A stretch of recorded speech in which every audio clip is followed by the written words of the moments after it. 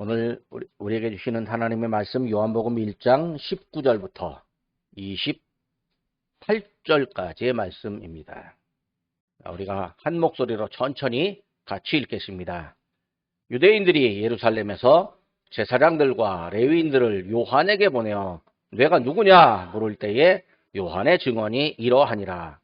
요한이 드러내어 말하고 숨기지 아니하니 드러내어 하는 말이 나는 그리스도가 아니라 한데 또 묻되 그러면 누구냐? 내가 엘리야냐? 이르되 나는 아니라. 또 묻되 내가 그 선지자냐? 대답하되 아니라. 또 말하되 누구냐? 우리를 보낸 이들에게 대답하게 하라. 너는 내게 대하여 무엇이라 하느냐? 이르되 나는 선지자 이사야의 말과 같이 주의 길을 곧게 하라고 광야에서 외치는 자의 소리로라 하니라. 그들은 바리새인들이 보낸 자라. 또 물어 이르되 내가 만일 그리스도도 아니요 엘리야도 아니요 그 선지자도 아닐진데 어찌하여 세례를 베푸느냐? 요한이 대답하되 나는 물로 세례를 베풀거니와 너희 가운데 너희가 알지 못하는 한 사람이 섰으니 곧 내 뒤에 오시는 그이라. 나는 그의 신발끈을 풀기도 감당하지 못하겠노라 하더라. 이 일은 요한이 세례 베풀던 곳 요단강 건너편 베다니에서 일어난 일이니라. 아멘. 세례 요한이 세례를 베풀었습니다. 사실 이 세례를 베푼다라고 하는 것이 굉장히 큰 의미를 갖고 있습니다. 우리가 물로 씻어서 우리의 때가 벗겨지듯이 세례를 베풀면 우리의 죄가, 세례를 받으면 우리의 죄가 용서받는다. 뭐 그렇게 생각되는 건데 그건 하나의 그 상징 행위이죠. 사실은 세례를 받으면서 내가 하나님의 사람이 되었습니다. 나는 이제 하나님의 사람으로 삽니다. 라고 하는 선언이 되는 거죠. 그리고 또 내가 교회의 일원으로 충성되이 살겠습니다. 라고 하는 다짐을 세례 시간에 이제 보여주게 되는 것이죠. 어떤 분은 해석을 할 때 우리의 죄가 너무 많은데 우리의 죄를요 어떻게 할 수가 없으니까 우리가 목욕을 하면 물이 더러워지잖아요. 내 몸은 깨끗해지는데 물은 더러워져요. 그렇듯이 세례를 받으면 나의 죄가 물속으로 들어간다라고 하는 거죠. 그러면 예수님께서 세례를 받으심으로 그 물을 정결하게 해주신다. 뭐 그렇게 말하는 분도 없잖아 있기도 합니다. 나름대로 의미가 있기도 합니다. 어쨌든 세례를 베푼다라고 하는 것이 그의 죄가 용서받고 삶의 전환점, 즉 하나님과의 관계가 새롭게 형성된다라고 하는 의미를 갖고 있습니다. 자, 세례 요한이 세례를 베풀었는데 예수님도 세례를 베푼다라고 하는 이야기가 나오게 됩니다. 이제 예수님이 세례를 베푸는데 세례 요한이 세례 베푸는 사람보다 숫자가 훨씬 많아진다라고 하는 걸 이제 바리새인들이 들었습니다. 사실은 예수님의 세례는 예수님이 직접 베풀었다고 하기보다는 제자들이 베푼 것이었습니다. 요한복음 4장 2절에 있는 말씀입니다. 그러니까 제자들이 세례를 베풀었어요. 제자들이 베풀었다라고 하는 건 뭘 의미하냐면 예수님의 권위를 제자들도 이제 함께 갖고 있다. 그렇게 말할 수 있었던 것이죠. 근데 이제 예수님을 아직 모를 때 그 요한만 알고 있었던 때가 있었습니다. 사내들인 공회가 요한만 알고 있었던 때가 있었고 또 사도 바울이 에베소에 가서 너희가 믿을 때 성령을 받았느냐라고 질문했는데 아니 우리는 성령이 있음을 들은 적도 없다. 그렇게 사람들이 대답합니다. 그러니까 바울이 그러면 여러분들이 아는 세례는 뭐요? 라고 질문하니까 우리는 요한의 세례만 알고 있다. 라고 얘기하니까 그때 사도 바울이 성령의 세례를 받으라. 그렇게 이야기하면서 이제 에베소 사람들을 위해서 기도하고 그러는데 에베소 사람들에게 성령의 역사가 성령의 은혜가 나타나게 되는 경우가 있었습니다.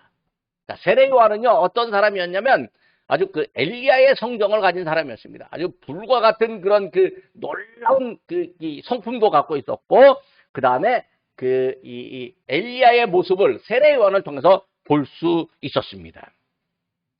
세례 요한은 낙타 토롯, 약대의 토롯을 입고 또 허리에는 가죽띠를 띠고 또 메뚜기와 석청, 꿀을 먹으면서 석청이 뭐냐면 돌에서 나는 꿀을 석청이라고 말합니다.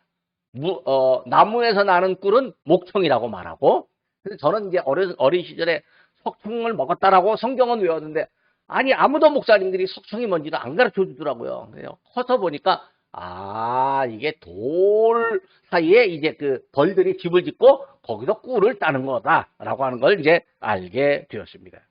그러니까 이제 이 세례 요한이 광야에서 살고 메뚜기와 석청 먹고 약대 털옷을 입고, 그러니까 완전히 뭐냐면 그 야생의 사람, 요즘 뭐 자연인 뭐 이런 그 TV가 이제 뭐 프로그램이 있는데 진짜 자연인처럼 살아가고 있었어요. 그런데도 불구하고 광야에서 세례를 받으라고 말하고 회개하라고 말하고 그 다음에 회개에 합당한 열매를 맺으라고 외치는데, 사람들이 딱 보고 이 세례 요한을 봤을 때 엘리야가 딱 생각나는 거예요. 말라기 4장 5절에 보면 엘리야의 복장을 닮은 것처럼 엘리야가 생각나고 세례 요한을 향해서 혹시 저 사람은 엘리야가 아니야? 라고 이렇게 생각하게 되는 것이죠. 사실은 이제 이 세례 요한이 사역을 시작하는 때가 이제 기록되었는데, 이 기록으로 봐서는 이 세례 요한의 사역은 예수님께서 공생애를 시작하신 때가 언제인지 이런 것도 함께 알 수 있게 됩니다.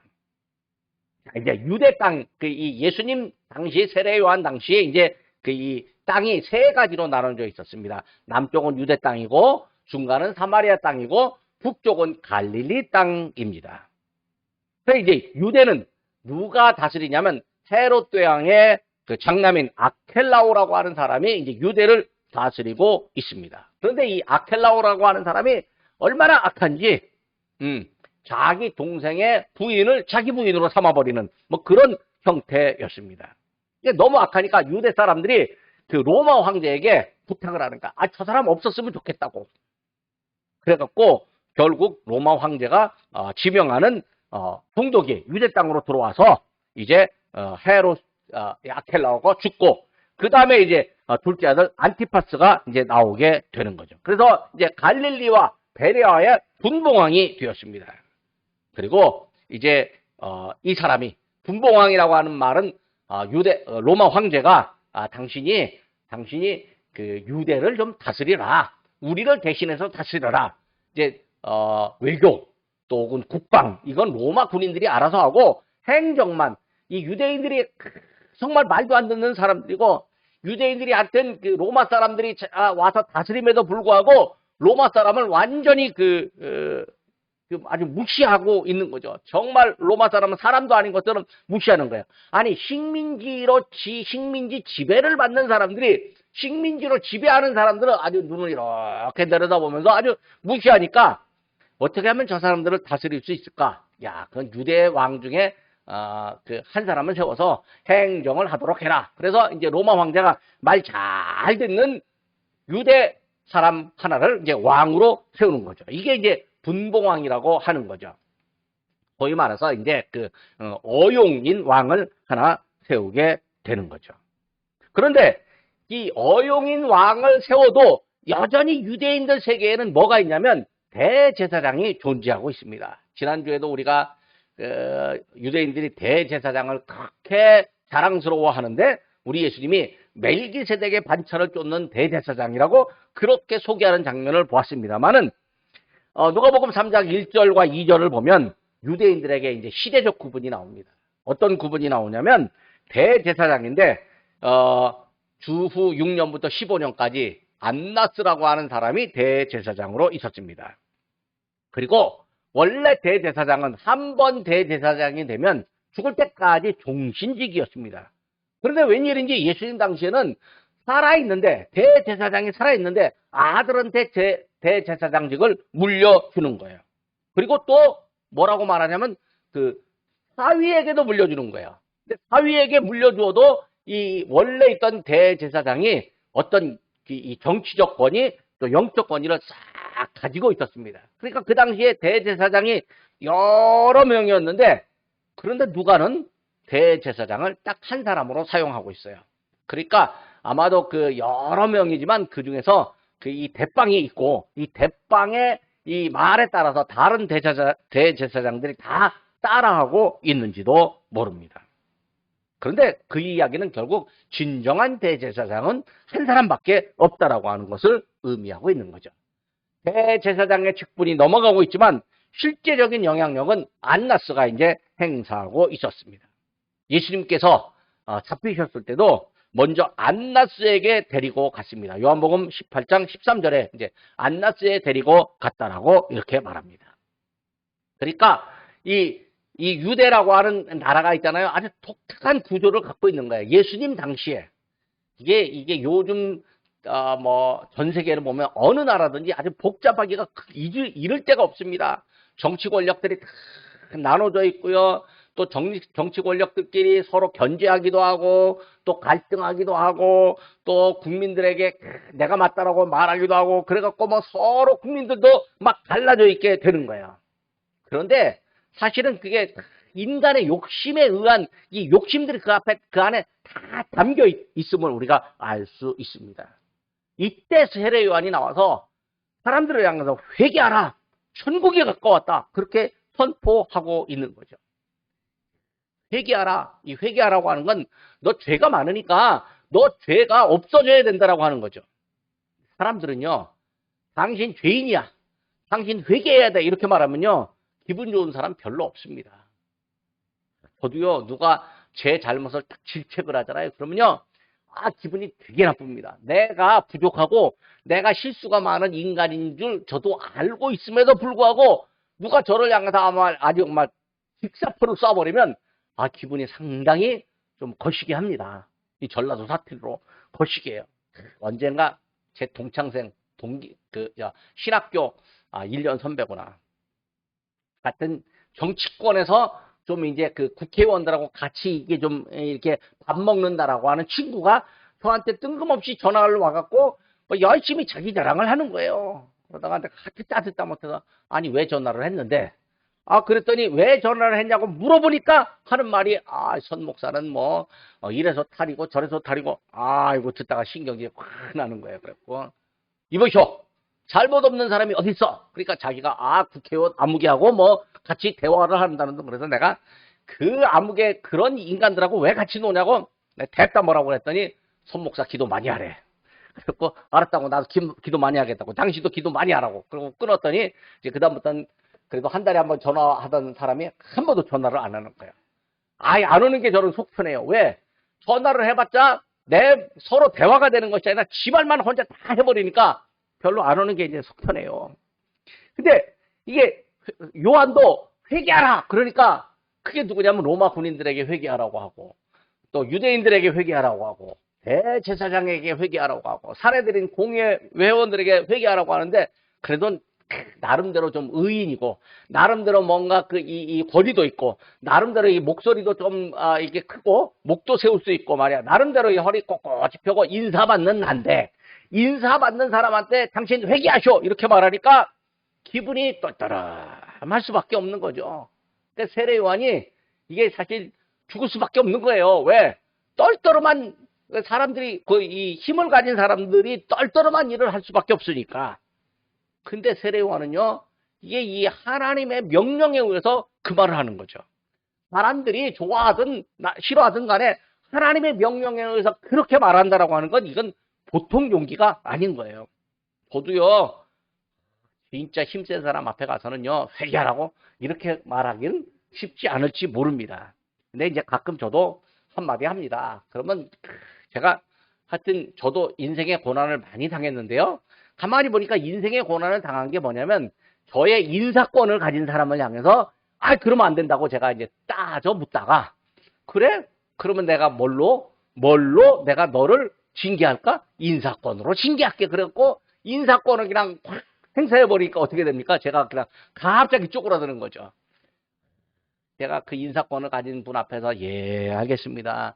그렇게 하겠습니다. 라고 머리를 조아렸으면 아마 제가 인생이 좀 평탄했을지 모르겠습니다. 근데 하여튼 저도 이상하게 그 인사권을 가지고 이렇게 막 이렇게 보이면 그럼 한번 해봅시다. 이런 그 뿔뚝 성질이 있는지 모르겠습니다. 하여튼 그래갖고 저는요 사람이 안 착해서 고난을 많이 당했어요. 하여튼 이게 근데 가만히 보면 나도 죄인인데 나도 죄인인데 다른 사람의 실수와 죄를 그냥 공격을 하니까 그 사람도 어라? 저게 젊은 사람이 말이야. 이게 좀 버릇이 없는 것 같아? 뭐 이렇게 하는 거죠. 근데 진짜 착한 사람은 받아들이고 그래, 네 말도 맞아. 그러면서 좀 조곤조곤 얘기를 들어주면서 그러면 저도 그 앞에 가서 고개를 숙이고 존경할 텐데 뒤에서 꽁 해갖고 이제 인사권을 갖고 저를 확 휘둘러 버리면 그래요? 알았습니다. 그런데 그 나쁜 사람은요, 저에게만 나쁜 짓을 하는 것이 아니라 동료들에게도 나쁜 짓 하고 다른 사람들에게도 나쁜 짓을 하더라고요. 그러니까 결국은 그 앞에 가서 고개를 안 숙이던 사람, 고개를 숙이던 사람도 나중에는 그래 두고 봅시다. 그렇게 되는 거예요. 그러니까 사실은 회개하라는 소리를 들었을 때는요, 혹은 쓰리지만 회개하라는 그 말에 의미가 있다라고 하는 사실을 이제 깨달아야 된다라고 하는 거죠.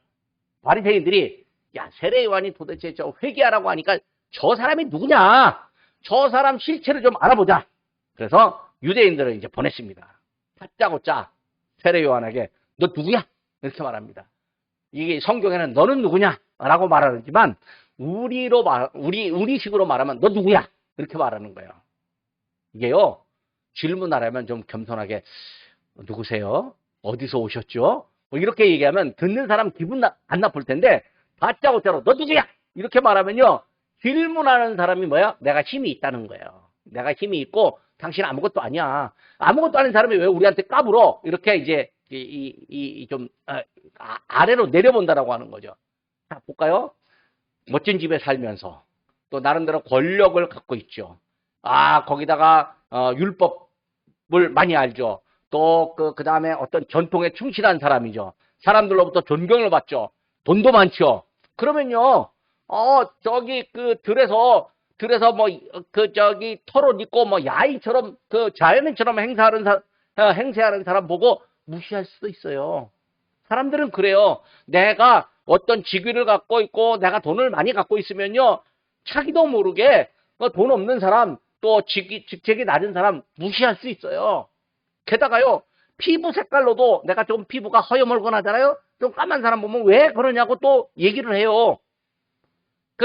미국의 스포츠 선수들은요, 이게 혹시 그 피부 색깔 갖고 말을 하면요, 아주 징계를 받아요. 막 벌금도 많이 내고 그래요. 그런데 농담이라고 하면서 막 그렇게 하는 사람들도 많아요. 이게 뭐냐면 사람들은 나도 모르게 우월의식이라고 하는 게 존재하고 있는 거예요. 이 우월의식이 사실은 죄인 거예요. 이 우월의식이 죄인데 그걸 뭐예요? 모르는 거예요. 나도 모르게 내 안에 있는 우월의식들을 내가 깨뜨려야 되는데 그걸 깨뜨리지 못하는 거예요.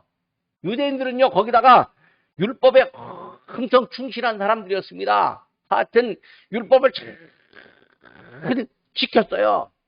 거기다가 이 율법이 85가지. 하루에 한 개씩 지켜도 이제 매일 하나씩 지키기도 어려운 그런 율법을 잘 지키고 계명도 지켜서 야, 계명 지키면 완전하고 거룩한 우리인데 그래? 요단강물 저기 야트막한 요단강물에 한번 담갔다가 나오면 죄가 씻어진다고 이게 도저히 못 믿겠다라고 하면서 너 그렇게 말하는 너 아주 황당한 소리를 말하는 너 누구야? 이렇게 질문을 하는 거죠. 그런데 세례요한이 뭐라고 말하냐면 나는 그리스도가 아니다. 이렇게 말하는 거예요. 그러니까 세례요한이 회개하라.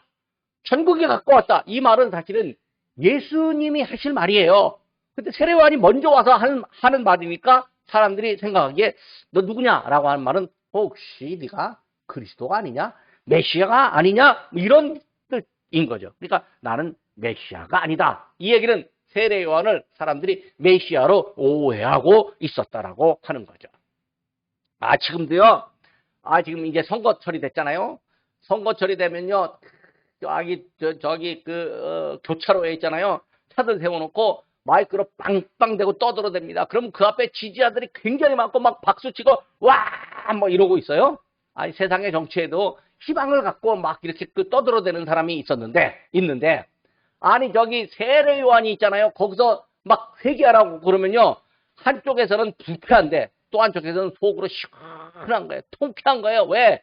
저 사람들 싫은데 저 싫은 사람들을 향해서 막 공격을 해야 되니까 한쪽에서는 통쾌한 거예요. 근데 통쾌하다고 말은 못해요. 왜?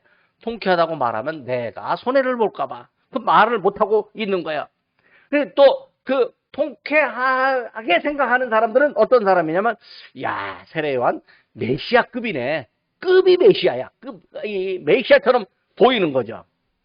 그러니까 세례요한이 나는 그리스도가 아니다. 나는 메시아가 아니다. 이 말은 사람들이 세례요한을 메시아로 지금 오해하고 있었다라고 하는 거죠. 그런데 사람들이 또 뭐라고 말하냐면, 야, 그러면 너 엘리야냐? 이렇게 말하는 거죠. 아니, 엘리야처럼 보이니까 너 엘리야냐? 그런데 난 엘리야 아니야. 또 묻습니다. 네가 그 선지자냐? 그 선지자가 뭐냐면 신명기에서 말하는 그 선지자, 메시아로 예언되는 선지자냐? 이렇게 물어봐요. 그러니까 나 아니야. 그럼 뭐야?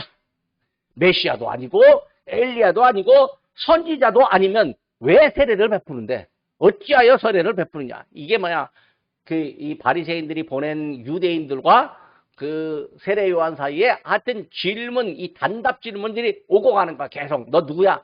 너 뭐야? 아니야. 뭐야? 아니야. 뭐야? 아니야. 계속 오고 가는 거죠. 근데 그렇다면 이것도 아니고 저것도 아니고 아무것도 아니라면서 왜 세례를 베푸는데? 라고 질문을 하는 거죠.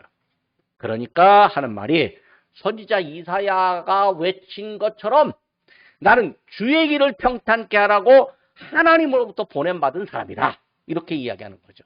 그러니까 자기는 뭐냐면 주의 길을 평탄케 하라. 내 뒤에 오시는 어떤 분이 있다라고 하는 거죠. 그러면서 내 뒤에 오시는 분은 있는데 나는 그의 신발끈도 못 풀어. 신발끈 풀 만한 자격도 없어. 라고 그렇게 이야기하는 거죠. 사실 신발끈을 풀어준다라고 하는 것은 그 당시에 누가 하는 거냐면 노예들이 하는 거였어요. 노예들이 이제 신발끈을 풀어주는데 중요한 건 부잣집 노예는요. 이게 자기 주인이 부자이지 자기는 뭐 아무것도 아님에도 불구하고 주인이 부자이니까 뭐요? 노예 종도 뭐 이렇게 목에 힘주고 다니는 거죠. 우리 애도 그런 집 있어요. 뭐 정승집 말뚝 보고도 절한다고. 예? 왜냐면 정승에게 잘 보이려고 쓸데없이 정승집 말뚝 보고 절하는 거고 어떻게든지 정승에게 줄을 대보려고 정승집 하인에게 가서 양반이 여보게 부탁 한번 하네. 그러면 종이 자기 주인과 권세입니까? 뭐예요? 고개를 끄덕하면서 뭐예요? 가요. 이렇게 말한다는 거죠. 이게 사람이 자기 신분을 알아야 되는데 자기 신분을 모르고 누구 힘을 믿냐고 자기 주인의 힘을 믿는 거예요. 이걸 우리가 바꾼다면 우리를 갖고 계신 분이 누구예요? 우리를 자녀 삼으신 분이 누구예요? 우리가 하나님의 종으로 살고 하나님께 충성되긴 하지만 하나님이 너는 내 아들이라 그렇게 말했다면 우리가 마귀와의 싸움에서 세상에서의 싸움에서 우리의 권위는 나로 끝나는 것이 아니라 내 뒤에 계신 하나님, 내 뒤에 계신 예수님이 계시는 거예요. 그러니까 우리가 사람 앞에서는 겸손할 수 있지만 마귀 앞에서는요. 물러가. 가. 나사렛 예수 그리스도의 이름으로 명하노니 물러가. 그렇게 말할 수 있는 거예요. 왜? 우리에게 권위를 주신 분이 누구냐면 예수 그리스도라고 하는 거죠. 세례요한이 나는 주의 길을 평탄하게 내 뒤에 오시는 분이 계시는데 그분의 길을 잘 열어놓는 거야. 이렇게 말하는 거죠. 그 목사님들 중에 좀 존경하는 목사님이라고 그렇게 인정받는 이동원 목사님이라고 하는 분이 계십니다. 이분이 이제 세미나 강사를 썼는데 보통 세미나 강사에는요. 제일 먼저 쓰는 분이 가장 유명한 분입니다. 가장 유명한 분인데 이분이 강의를 끝나고 나서 농담을 하고 가는 거예요. 자기 이제 그 다음 강의를 하실 분이 계시는데 잘 모르는 것 같다. 그런데 하는 분이 내 뒤에 이제 강의를 하실 분이 계시는데 나는 그의 신발끈 풀 자격도 없습니다. 그러니까 듣는 사람이 다 깔깔깔깔대고 있는 거야. 이게 사람을 이제 살짝 이렇게 높여주는 그런 농담을 할 때도 사람을 살짝 높여주고 나를 낮춰주면요. 이게 농담을 해도 상대방이 기분이 안 나빠요. 근데 농담을 할 때 상대방은 내려놓고 상대방은 저 막 그냥 그 바닥으로 막 밀어놓고 나를 높이면 그 농담은 별로 좋은 농담이 아니에요. 씁쓸한 거죠. 하여튼 농담을 해도 아들을 보면 야 아들 참 잘생겼네. 아버지보다 더 잘생겼네. 뭐 이렇게 얘기하면 아버지가 기분 나쁜 것 같으면서도 기분이 덜 나빠. 왜? 아들이 잘생겼다는데 뭐라고 하겠습니까? 하여튼 아들 잘생겼다고. 남의 집 보면 참 멋지게 생겼다고. 저는요, 이제 가끔 그 아이들 보면 앞뒤 짱구가 있어요. 앞뒤 짱구가 이 앞머리도 툭 튀어나오고 뒷머리도 툭 튀어나오고 그러면 짱구라고 부모가 살짝 이제 조금 떨떠름한 것 같다 그러면 야, 너 앞머리도 튀어나오고 뒷머리도 튀어나온 거 보니까 너 공부 잘하게 생겼다. 그러면요, 부모가 솔깃해. 진짜요. 그래서 내가 지금까지 봤을 때 앞뒤 짱구인 아이 치고 공부 못하는 애가 없다고. 다 잘한다고. 그러면 진짜인 줄 알고 엄청 좋아해요. 그러니까 애들 칭찬하는 방법은 야, 너 참 똘똘하게 생겼다. 공부 잘할 것 같다. 그러면요, 부모들이 다 좋아해요. 일단 중요한 거는요, 하여튼 전도하려면 칭찬도 좀 해야 돼요. 근데 세례요한은요, 칭찬을 안 하는 거예요. 그러니까 이게 힘든 거예요. 그런데 세례요한은 사람들을 향해서는 칭찬을 안 하지만 뭐를 하냐면 자기 뒤에 오시는 예수님이 오실 것이고 그 예수님을 높이는 그 일에는요, 충성되이 일하는 거예요. 사실은 또 어디 성경에 보면 오실 의가 당신입니까? 라고 또 제자들을 보내갖고 예수님께 묻는 뭐 그런 장면도 없잖아 있어요. 그러니까 예수님이 하시는 말씀이 뭐라고 말씀하시는 거 아니? 야, 천국에서는 가장 작은 자가 세례요한보다 크다. 이렇게 말씀하시기도 하는 거죠. 아무튼 세례요한이 아주 직선적이고 핵심적으로 막 이르는데 말씀의 능력에 사람들이 매료되는 거예요. 그러니까 어떤 사람들은 반발을 하지만 어떤 사람들은 야, 세례요한이야말로 정말 엘리야의 성정을 가진 사람이다. 이렇게 말을 하는 거죠. 요단강에서 요한의 말을 듣는데 마치 700년 전 아모스 선지자가 외쳤던 말씀을 다시 듣는 착각에 빠질 수도 있습니다. 아모스 3장 8절입니다. 사자가 부르짖은즉 누가 두려워하지 아니하겠느냐? 주 여호와께서 말씀하신즉 누가 예언하지 않겠느냐? 그러니까 야, 이 아모스의 예언을 기억할 정도로 세례 요한에게 엄청난 존경이 가고 있었던 거죠. 그런데 보세요. 이 땅에서도요, 그 목회자가 돼서도 참 설교 잘한다. 그 설교를 들으려고 사람들이 구름대처럼 몰려들잖아요. 그러면 자기도 모르게 교만해질 때가 있어요. 내 말이 곧 진리라고 착각할 때가 있어요. 이단이 어디서 생겨났냐? 사람들이 설교를 많이 들으러 갔는데 자기가 교만해지면, 자기가 마치 하나님인 양, 자기가 마치 예수님인 양, 예수님의 권위, 하나님의 권위를 마구 끌어다 대고 그러면요, 그거 이제 이단이라는 소리를 듣는 거예요. 그러니까 어쨌든 유명해질수록 겸손해야 되는 거예요. 근데 누구 앞에 겸손해야 되느냐? 예수님 앞에 겸손해져야 돼요. 어쨌든 우리가 아무리 우리의 권위가 높아진다 할지라도 예수님의 권위와 동등되게 가면 안 되는 거예요. 예수님이 비록 우리를 향해서 야, 내가 너를 내 권위의 자리에 올려줄게.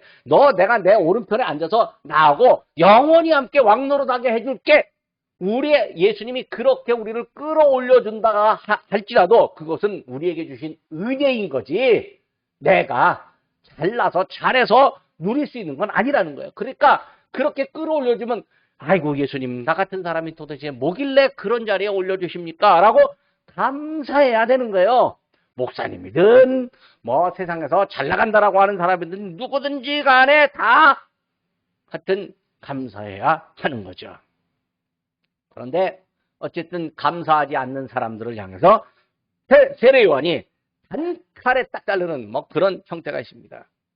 제가 태국의 한인연합교회 목사님 한 분을 아는데 그분이 이제 앞에 나와서 강의를 하면 단칼에 뭐 이런 말을 잘 써요. 왜 잘 쓰냐고 그랬더니 그분이 공수부대 출신이에요. 공수부대 목사님이었어요. 공수부대 목사님이니까 이제 이 군인 정신이 아주 충만한 거예요. 거기다가 아주 공수부대 목사님들은 같이 그 낙하산도 타고 그러거든요. 근데 하여튼 목사님들 앞에서 강의하는데 자기는 뭐 마음에 안 들으면 단칼에 뭐 이런 액션을 많이 하는 거예요. 근데 세례 요한이요, 하여튼 단칼에 잘라버리듯이 그렇게 말을 하는 거예요. 그게 뭐냐면 유대인들이 아브라함의 자손이라고 하는 이유만으로는, 이스라엘 민족에 속하였다라고 하는 이유만으로는 다가오는 심판, 이 심판에서 구원받을 수 없다라고 하는 것이죠. 하나님 백성이라고 해서 당연히 구원을 받을까? 그게 아니라는 거예요. 자기들이 하나님으로부터 선택된 민족이니까 나 구원받을 거야? 이렇게 하면 안 된다라고 하는 거죠. 이 유대인들은 자기들이 하나님이 심으신 나무라고 그렇게 생각을 합니다. 솔로몬의 시편에 보면 이런 말이 있습니다. 이스라엘은 하나님이 심으신 나무로 영원히 시들지 아니한다. 이렇게 말을 합니다. 그러니까 야, 우리는 하나님이 심어놨어. 그러니까 우리는 영원토록 할 거야. 이게 뭐가 되냐면 민족 우월성이 되는 거예요. 여러분, 민족의 우월성을 가지게 되면요, 뭐가 일어나냐면 다른 민족을 향해서 전쟁을 벌이게 되고 다른 민족은 이 세상에서 사라져야 된다라고 생각을 하는 거예요. 2차 세계대전이요, 독일 사람들이 민족 우월성을 가졌어요. 그래서 2차 세계대전이 일어났어요. 일본 사람들이요, 민족 우월성을 가졌어요. 이탈리아 사람들이 민족 우월성을 가졌어요. 그래서 다른 나라 사람은 없어져야 된다라고 생각하는 거예요.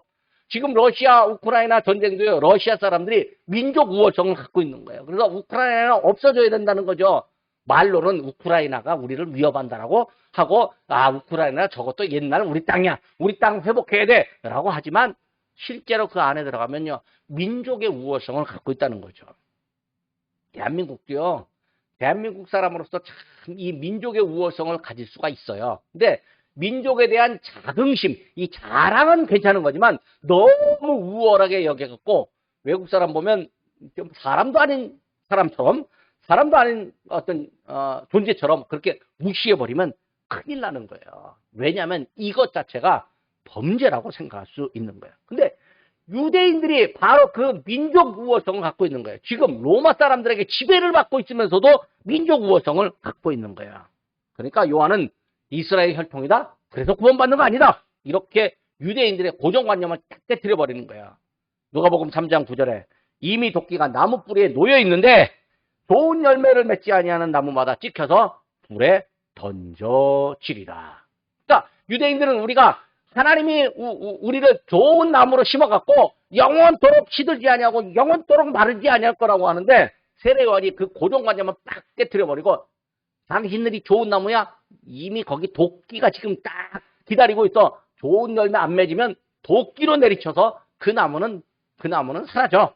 이렇게 이야기하고 있는 거죠. 그러니까 세례요한이요, 이 세례를 베푸는 그 활동이 엄청 힘들고 어려운 활동이었습니다. 그런데 우리 예수님을 준비하는 게 결코 쉬운 일은 아니라고 하는 거죠. 그러면서 하는 말이 나는 지금 물로 세례를 베풀지만 너희 가운데 너희가 알지 못하는 한 사람 나오실 건데 그분은 어떻게? 불과 성령으로 세례를 베풀 것이다. 즉 예수 그리스도를 드러내는 거죠. 우리가 아무리 잘났든 또 아무리 우리가 부족하다고 생각했든 어쨌든 우리가 할 일은 누구냐면 예수 그리스도를 드러내는 거예요. 예수님만이 우리의 구세주여, 예수님만이 우리를 구원할 수 있다라고 하는 것을 말해줘야 하는 거죠. 그래서 요단강에서 요한이 세례를 베풀면서 하는 말이 회개하라, 이렇게 말하고 있는 거죠. 때로는요, 우리도 세상 사람들을 향해서 회개하라고 말할 수가 있을 거예요.